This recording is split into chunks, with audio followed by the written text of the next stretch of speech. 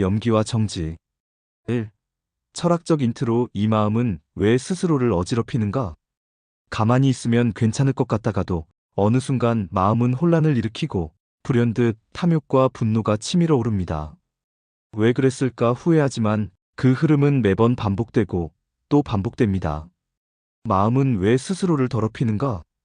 그 번뇌는 어디서 시작되며 어떻게 멈출 수 있는가? 대승기신론은 이 질문에 대해 단순한 감정 조절의 기술이나 도덕 명령이 아닌 존재 그 자체의 작용 구조로부터 설명하려고 합니다. 2. 대승기신론 본문 핵심. 염기와 정지의 작용. 수복수연기욕, 연기본성불염. 비록 인연을 따라 미혹이 일어나지만 그 본래 성품은 물들지 않는다. 유불같고 기망념고 고유염심. 깨닫지 못하기 때문에 망념이 일어나고 그로 인해 번뇌의 마음이 생긴다. 기신론은 염기란 진여를 인식하지 못한 채 일어나는 허망한 생각이라 정의합니다. 여기서 중요한 점은 염기란 진여의 반대가 아니라 진여를 인식하지 못한 작용이며 그로 인해 일어나는 마음조차 진여의 바깥에 있는 것이 아님을 말한다는 것입니다. 염기는 불각으로 인해 일어난 마음에 오염된 작용이며 정지는 그 흐름을 거슬러 심성이 본래의 자리에 돌아가는 것입니다.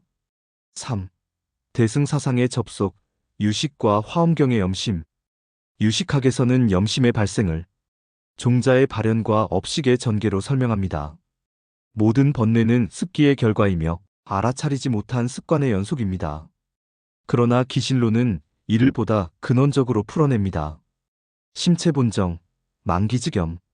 마음의 본성은 본래 맑으며 허망한 생각이 일어나면 곧 더러워진다. 화엄경도 말합니다. 일체 번뇌, 의망상생. 모든 번뇌는 망상의 의지로부터 생긴다. 즉, 모든 오염은 외부의 악대문이 아니라 참됨을 잊은 내면의 작용에서 비롯된다는 점에서 기신론은 유식과 화엄을 동시에 회통합니다. 4. 원효의 해석. 염기심도 진여를 떠나지 않는다. 원효는 기신론소에서 다음과 같이 해석합니다. 염심지기, 의여일심, 유파재수. 번뇌의 마음이 일어나는 것도 오직 하나의 마음에 의지함이니 이는 파도가 물에 있는 것과 같다. 즉, 염기는 물 위에 있는 파도처럼 심성진여의 작용 위에서만 존재합니다. 파도는 거세지만 물은 본래 그 자리에 그대로 있습니다. 원효는 이 구절을 통해 강조합니다.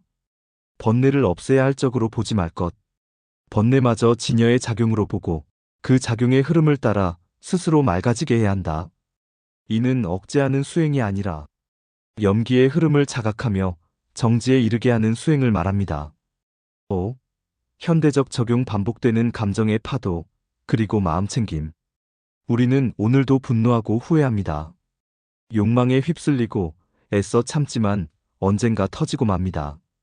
하지만 기신론은 말합니다. 그대의 본성은 결코 오염되지 않았다. 오염은 본성이 아니라 일어난 작용일 뿐입니다. 이 말은 오늘날의 마음챙김과도 맞닿아 있습니다. 감정에 휘둘리지 않고 감정이 일어나는 그 찰나를 지켜보는 일.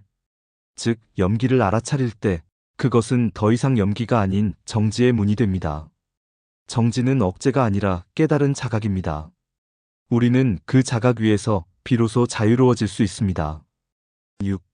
맺은 말. 모든 오염은 맑음 위에서 일어난다. 염기는 더러움이 아닙니다.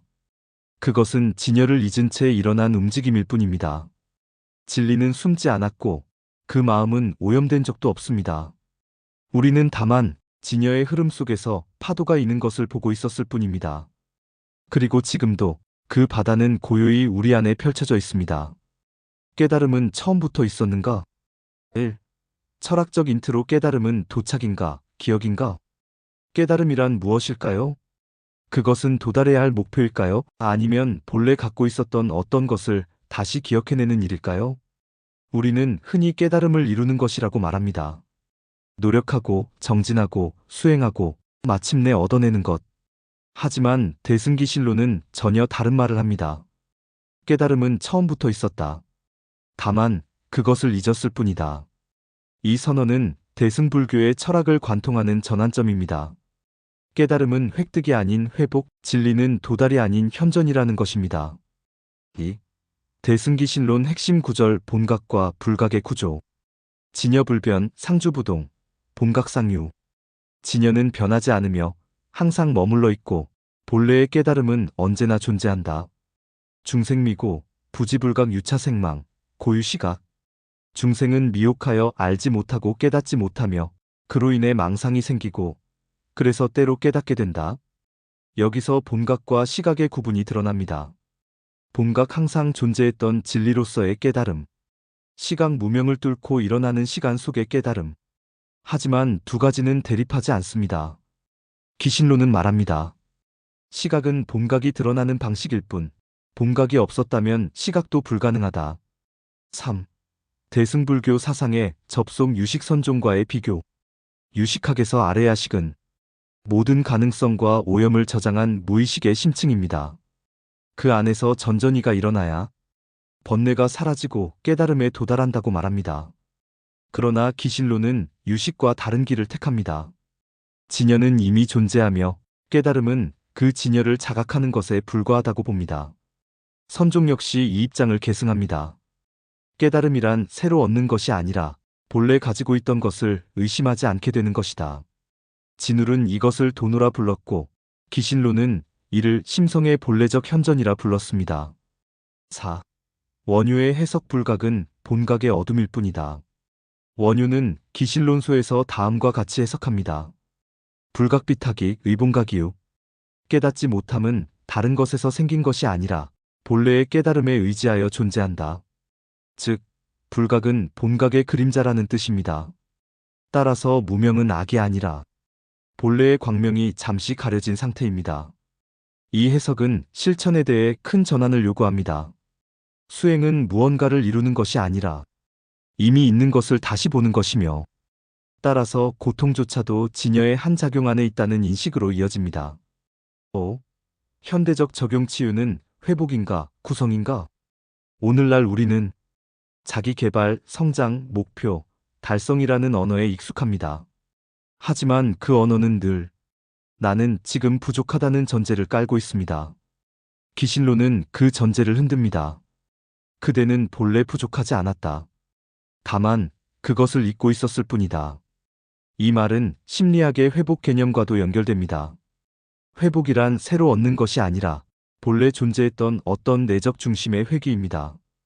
그 회귀는 지시되지 않고 개발되지 않으며 다만 기억되고 드러날 뿐입니다. 6. 맺은 말 처음부터 있었던 그 빛. 깨달음은 어쩌면 먼 길 끝에 도달하는 것이 아니라 이미 내 안에 있었지만 내가 너무 멀리 걸어와 잊고 있던 어떤 빛일지도 모릅니다. 대승기신론은 말합니다. 시각은 본각의 현현이다. 깨달음은 처음부터 그대 안에 있었다. 그러니 오늘의 물음은 언제 도달할 수 있는가? 가 아니라 언제 기억해낼 수 있는가? 입니다.